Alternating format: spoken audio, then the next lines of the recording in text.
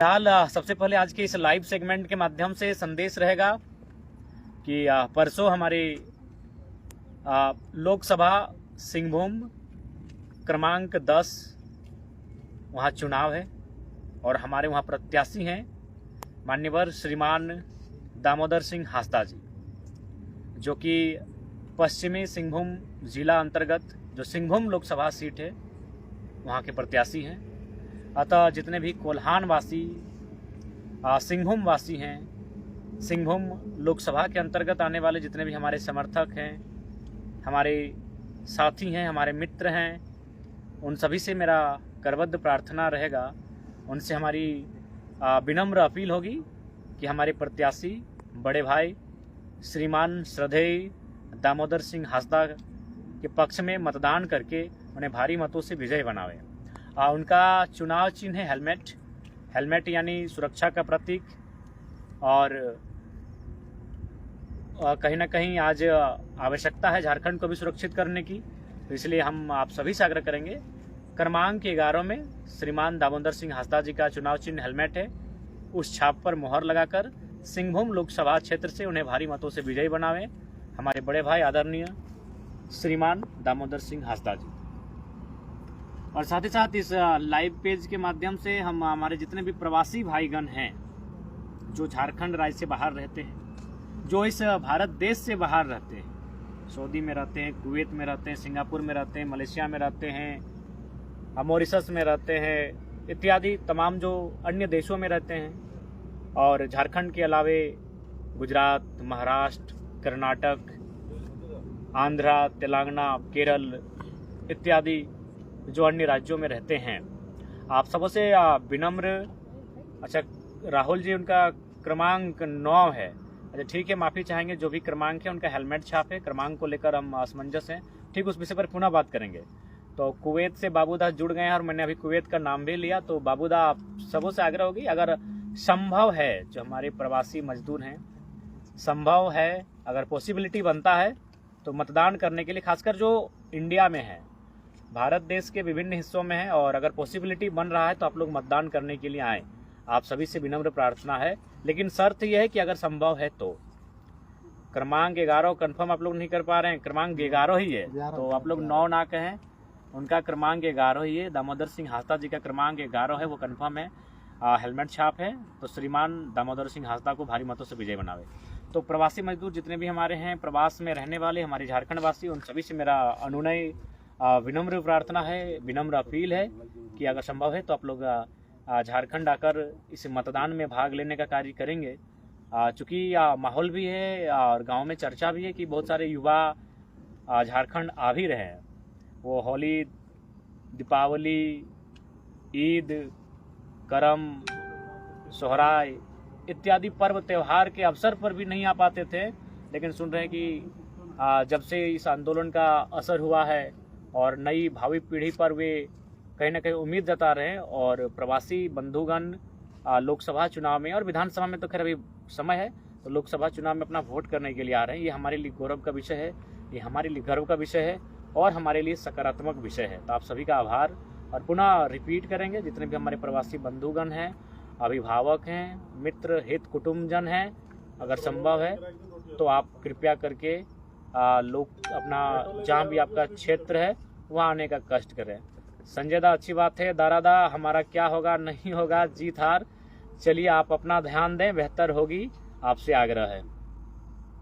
और भीमसेन दा सऊदी अरब से जुड़े हैं, और जहाँ तक अकाउंट का सवाल है, अकाउंट नंबर हमारे सोशल मीडिया प्लेटफॉर्म के माध्यम से डाल दिया गया है, QR कोड भी डाल दिया गया है।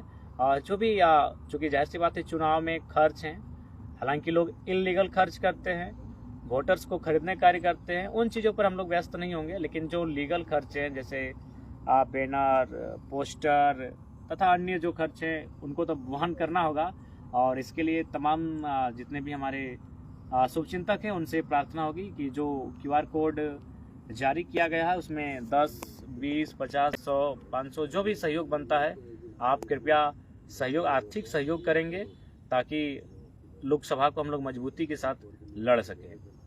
तो पुनः दोहराना चाहेंगे, 13 तारीख को शायद हमारा लोकसभा चुनाव सिंहभूम में वोटिंग है और वहाँ श्रीमान दामोदर सिंह हांसदा जी प्रत्याशी हैं और हम चाहेंगे कि कृपया करके आप उन्हें भारी मतों से विजय बनाएं। और बिल्कुल दिनेश दा सत्य है कि वोट छूटना नहीं चाहिए और हम लोग प्रयास करेंगे।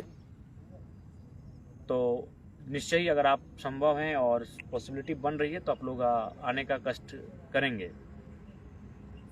और साथ ही साथ जो भी हमारे प्रवासी भाई बंधुगण हैं, आप जो QR कोड जारी हुआ है, आपका आशीर्वाद बने, आपका प्रेम मिले, हम लोग इस अभिलाषा में हैं। और इसके बाद इस लाइव के माध्यम से हमारा यह भी संदेश रहेगा कि हम लोग मजबूती के साथ गिरिडीह लोकसभा चुनाव को फतेह करने की दिशा में बढ़ रहे हैं। और खासकर जनता से हमारा आग्रह होगा कि आज कहीं ना कहीं आपकी आवश्यकता है और आपने इसी लोकसभा से कभी औरंगाबाद तो कभी अन्य प्रदेशों को लोगों को भारी मतों से जिताने का कार्य किया, लेकिन आज आपका घर का बेटा आपके अधिकारों के लड़ाई के बीच खड़ा है। और आप देख सकते हैं इससे पहले भी चुनाव हुए हैं और आने वाले दिनों में भी चुनाव होंगे, लेकिन जो साजिशें हमारे साथ रची जा रही हैं, शायद ही किसी प्रत्याशी के साथ इस प्रकार की साजिशों का सामना करना पड़ा होगा। केस मुकदमे तो अलग विषय हैं, लेकिन आपको जानकारी मिला होगा कि हमारे नाम से भी 2-3 प्रत्याशियों ने पर्चा खरीदा था, बाकायदा भरा भी था, लेकिन शायद रिजेक्शन हो गया, कुछ त्रुटि। तो आखिर इतनी साजिशें क्यों? हम तो इंडिपेंडेंट कैंडिडेट, और जब प्रत्याशियों को पूछा जाता है कि जयराम महतो कितना असर करेंगे तो बोलते नहीं, कोई फैक्टर नहीं है। तो यह फैक्टर नहीं है तो इतना प्रत्याशी हमारे नाम से पर्चा काहे भर रहे हैं? और सबको मालूम है जब वो प्रत्याशी अपना इंटरव्यू देंगे और जब उनसे पूछा जाएगा, वो खुद आपकी पोल खोलेंगे कि उनको क्या लोभ दिया गया है, क्या लालच दिया गया है। बताइए, उस शख्स को ये नहीं मालूम कि वो विधानसभा का चुनाव लड़ रहा है कि लोकसभा का चुनाव लड़ रहा है।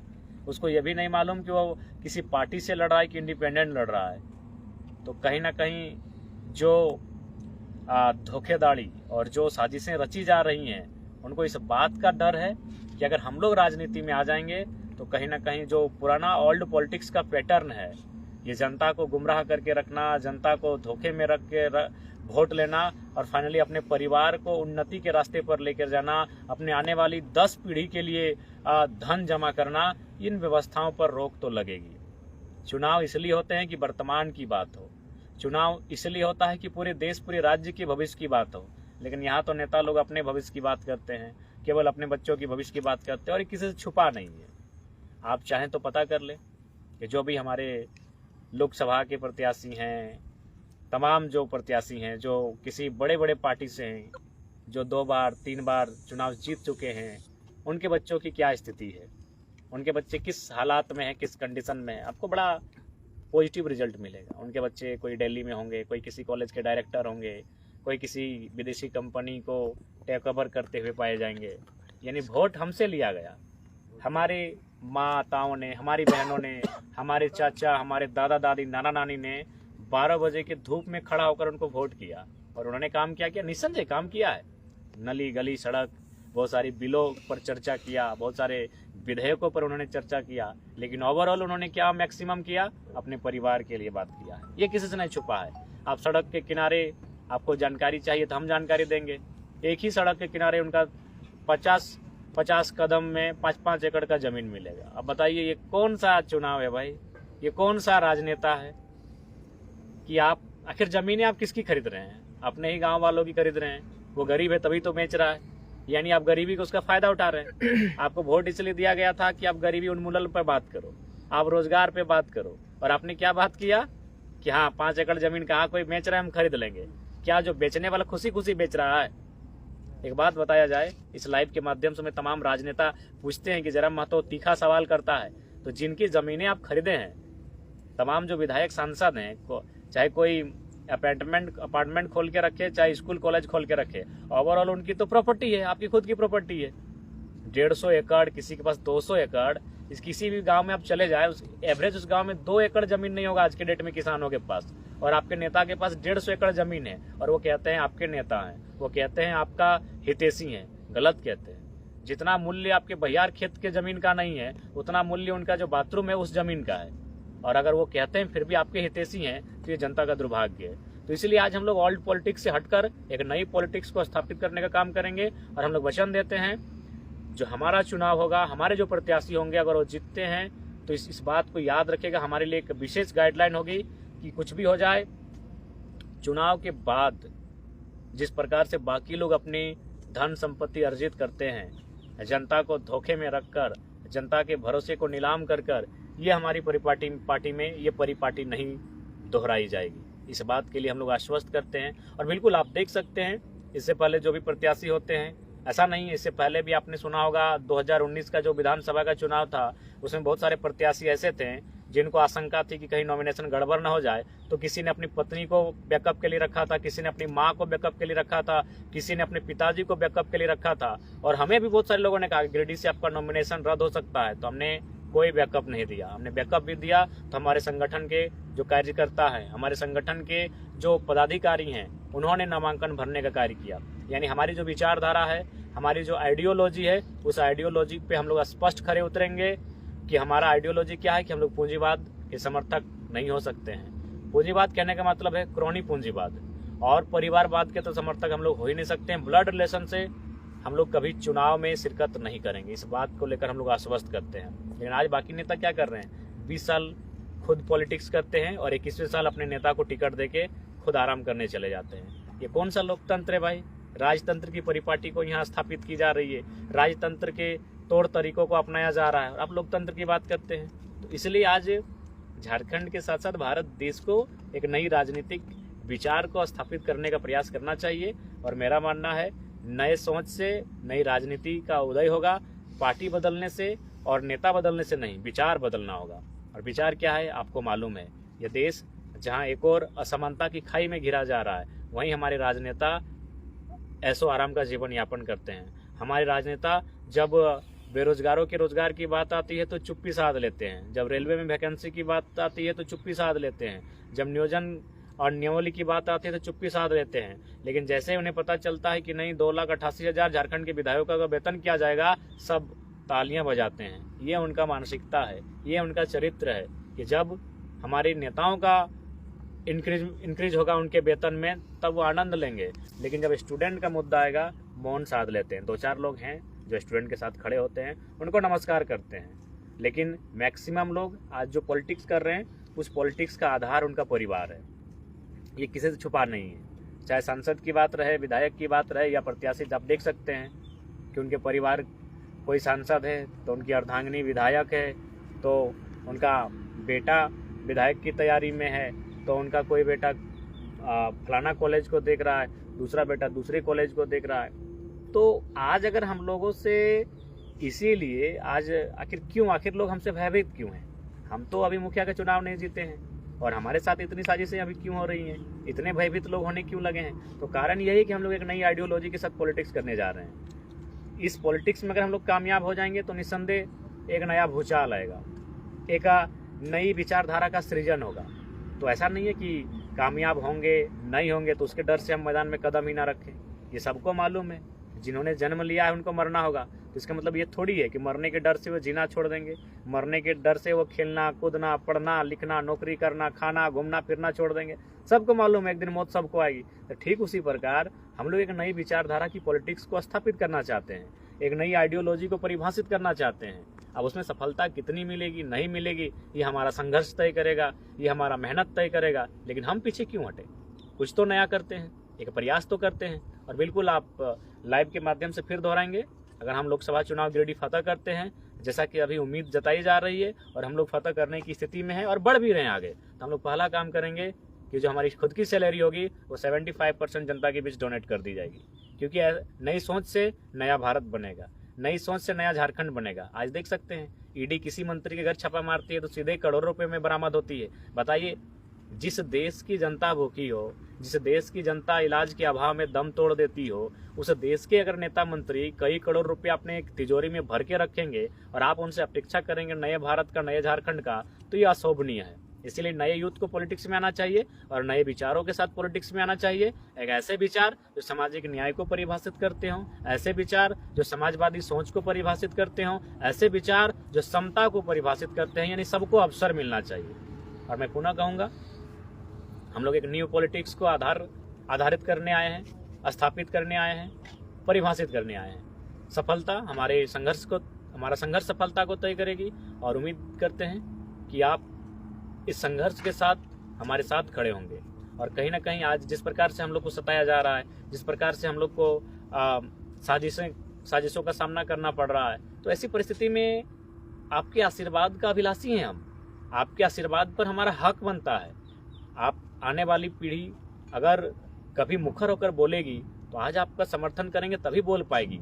अगर आज युवाओं को, जो युवा आंदोलन के गर्भ से निकल कर आए हैं पॉलिटिक्स में, अगर उनको सहयोग ना मिल पाएगा तो फिर भविष्य में कौन छात्रों के लिए बात करेगा, कौन पेपर लीक पर आवाज बुलंद होकर बात करेगा, कौन सीजीएल परीक्षा पर बात करेगा, कौन एसएससी की परीक्षा पर बात करेगा। वे परीक्षाओं पर तभी बात कर पाएंगे जब उनका मनोबल बढ़ेगा। तो उनका अगर मनोबल बढ़ाना है तो चुनाव की राजनीति में, इलेक्टोरल पॉलिटिक्स में वो कदम बढ़ा चुके हैं। इलेक्टोरल पॉलिटिक्स में उनका स्वागत कीजिए, उनको प्रेम दीजिए, उनको समर्थन दीजिए और अच्छे मतों से उनको विजयी बनावें, ताकि वो सदन में जो बातें वो सड़क में करते थे, सड़क में जिन आंदोलन की बातों को करते थे, सड़क पर जिन नीतियों की चर्चा करते थे, उन नीतियों की चर्चा वो सदन में करें, उन बातों को वो सदन तक लेकर जाए, तभी उनका मनोबल बढ़ेगा। तो आज राज्य की जनता को कहीं ना कहीं, खासकर जो आज आंदोलन से उभरे हुए युवा जो प्रत्याशी बनकर आए हैं, अच्छे वोट के साथ विजयी बनावें और उनको हौसला भी देने का काम करें, ताकि भविष्य में जब आपके बच्चों के भविष्य की बात आएगी तो कोई खुलकर बोलेगा, बिल्कुल खुलकर बोलेगा। आप ही बताइए, आज जो भी प्रत्याशी जिन विधानसभा में आए हैं, एक आध होंगे, मैं बार बार कह रहा हूं कि सब लोग एक जैसे नहीं है, 10% 15% ऐसे लोग होंगे जो छात्रों के साथ खड़े हुए होंगे, लेकिन मैक्सिमम उनसे पूछिएगा, जब 27 लाख में पेपर लीक की बात आई, जब एसआईटी का गठन हुआ, उससे पहले उनका क्या स्टेटमेंट था। अगर उनका स्टेटमेंट होता, यदि वो एक्टिव रहते हैं, तो छात्रों को, 15 नौजवानों को केस नहीं खाना पड़ता। हमारे बीच महेंद्र दा बैठे हैं, रांची गए थे, बेहोश होकर गिर पड़े थे। बताइए, छात्रों को क्यों केस खाना पड़ता, छात्रों को क्यों प्रशासन की लाठियों का मार झेलना पड़ता। अगर हमारे नेता, चूंकि नेताओं का काम क्या है, अरे भाई आपको तो हमने इसीलिए चुनकर भेजा है कि आप हमारे भविष्य की बात करेंगे। हमारा भविष्य मतलब क्या, जो यूथ है, यूथ होते हैं भविष्य, किसी भी परिवार का भविष्य वहाँ के युवा होते हैं। तो युवा का भविष्य क्या होता है, उसकी पढ़ाई लिखाई पे आप बात कीजिए।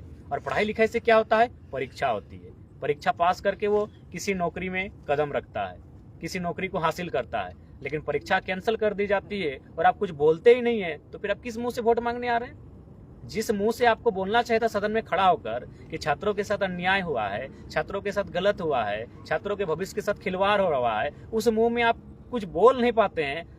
और आज उस मुंह से अगर आप वोट मांगते हैं और उसी बच्चों के माता पिता को अगर वोट कर देते हैं, तो ये तो बड़ा दुर्भाग्यपूर्ण होगा। इसलिए आज तमाम अभिभावकों से भी हम कहेंगे कि ये नेता मंत्री जो आज प्रत्याशी बन के आए हैं लोकसभा में, ये उस दिन कहाँ थे जब सीजीएल की परीक्षा लीक हुई थी, क्या स्टेटमेंट था। यदि इनका स्टेटमेंट है तो वोट दीजिए, यदि ये परीक्षाओं के साथ खड़े होते हैं तो इनको वोट दीजिए, यदि छात्रों के साथ खड़े होते हैं तो इनको वोट दीजिए, मना नहीं करेंगे। लेकिन हाँ, एक बार स्टेटमेंट मांगिएगा, एक बार हिसाब मांगिएगा कि किस प्रेस में आपका स्टेटमेंट था, किस यूट्यूब चैनल में आपका स्टेटमेंट था, किस मीडिया में आपका स्टेटमेंट था। हम लोग सुनना चाहते हैं, बिल्कुल सुनिएगा। क्योंकि जो नेता आपके बच्चों के भविष्य की चिंता ना करे, आप उनकी चिंता क्यों करेंगे भाई। आप एक तरह से वोट देके इन नेताओं की जो पॉलिटिक्स है, केवल उनके परिवार को मजबूत बना रहे हैं। राज्य कितना मजबूत है ये आपको भी मालूम है, क्योंकि जैसे जैसे हम लोग का ग्राफ बढ़ रहा है, हम लोग IAS IPS के साथ बैठ रहे हैं। और फिलहाल कल ही हम एक बेहतर IAS के साथ बैठे थे, उन्होंने स्पष्ट कहा कि आपके नेताओं का विजन नहीं है। इनका विजन क्या है, नली गली सड़क, पानी की टंकी, यही इनका विजन है।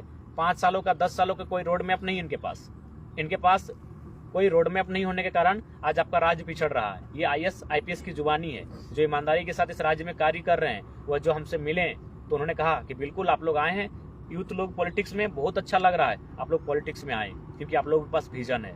तो इसलिए हम तमाम लोगों से यही कहेंगे, जो अभिभावक हैं, आज आप जिनके पीछे नारा लगा रहे हैं, जिनका झंडा ढोने का कार्य कर रहे हैं, उनसे इस बात का जिक्र जरूर कीजिएगा जब परीक्षा, चूंकि परीक्षा, हम बार बार परीक्षा का जिक्र कर रहे हैं क्योंकि आपको भी मालूम है कि आप मुर्गी चेंगना बेच के बच्चों को पढ़ा रहे हैं, इसलिए हम परीक्षा का जिक्र कर रहे हैं। आपको भी मालूम है कि आधे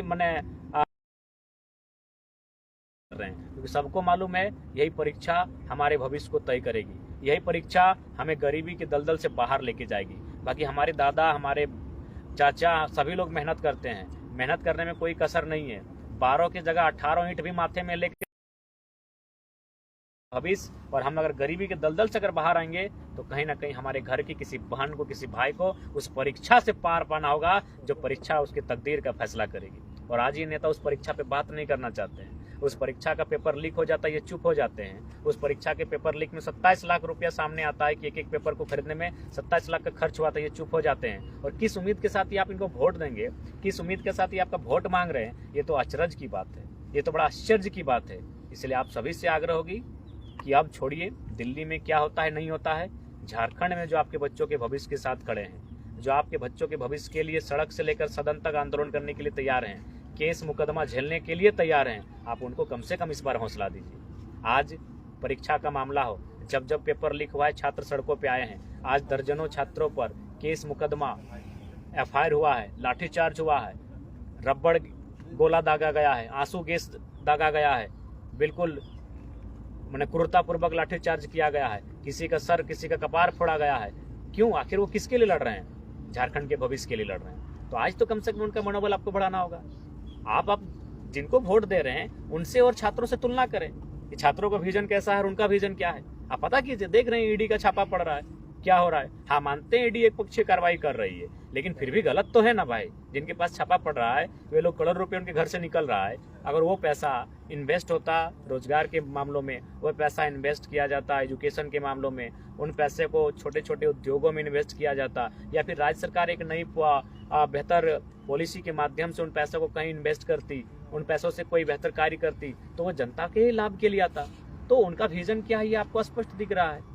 इसलिए आप सभी से आग्रह होगी कि लोकसभा चुनाव में जो भी हमारे प्रत्याशी हैं उनको समर्थन करें। इस लोकसभा के चुनाव में हम लोग आपके समर्थन के अभिलाषी हैं। आज अगर आप हम लोग को मजबूत करेंगे, हिम्मत देंगे, तो निश्चय ही भविष्य में जो मुद्दे होंगे उनके साथ हम लोग डट के खड़े होंगे, डट के लड़ेंगे, और अभी तक लड़ ही रहे हैं। इसलिए आज तमाम अभिभावकों से हमारा आग्रह होगा कि आप जिनका झंडा ढोने का कार्य कर रहे हैं, जिनका नारा लगा रहे हैं, वो आपके बच्चों के भविष्य के बारे में नहीं सोचते हैं। अतः आप खुदगर्ज ना बने, आपसे आग्रह होगी खुददार बने और ऐसे नेताओं से दूर रहें जो आपके बच्चों के भविष्य के बारे में नहीं सोचते हैं, जो केवल अपने बच्चों के भविष्य के बारे में सोचते हैं। देख सकते हैं कोई 3 बार, कोई 4 बार से मैंने MLA MP बन के बैठा है, लेकिन क्या उनके घर का ग्रोथ देखिए और बाकी झारखंड का जो उनका असेंबली या कॉन्स्टिट्यूएंसी है वहाँ का ग्रोथ देखिए।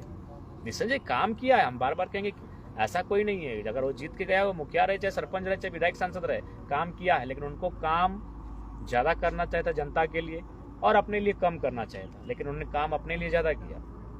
पता कीजिएगा, सबका इस राज्य से बाहर नौकरी है, ज़मीनें हैं, इस देश से बाहर किन्हीं का सिंगापुर, मलेशिया, तो थाईलैंड इत्यादि जगह कंपनियां हैं। तो इसलिए ये संदेश हमारा जनता को है और हम लाइव आ चुके हैं। इसका मतलब ग्राउंड में है, इसका मतलब आप चिंता ना करें, ठीक ठाक हैं, तगड़ा हैं और बिल्कुल जंगे मैदान में हैं। और इस रणभूमि में विजय हमारी होगी। इसी मजबूती के साथ, इसी संकल्प के साथ हम लोग आगे बढ़ रहे हैं। बाकी तमाम झारखंडियों को हमारा जोहार। और पुनः आज जो वीडियो हम बना रहे हैं ये निमिया घाट ठीक पारसनाथ के सामने से है, क्योंकि हमने कहा था कि हम लोग पारसनाथ को बंधन करके ही निकले हैं। और उम्मीद है जब जब हम पे मुसीबत आएगी, जब जब मन निराशा हताशा से घेर लिया जाएगा, पारसनाथ सामने खड़ा होकर हमें हिम्मत देने का कार्य करेगा। आप सभी से आशा है कि आप भी हमारा हिम्मत बने, हमारे तमाम प्रत्याशी उनको हिम्मत दें, ताकि वो आपके आने वाले भविष्य के लिए लड़ाई को पुरजोर तरीके से ले, मजबूती के साथ लड़े। जय झारखंड, जोहार झारखंड।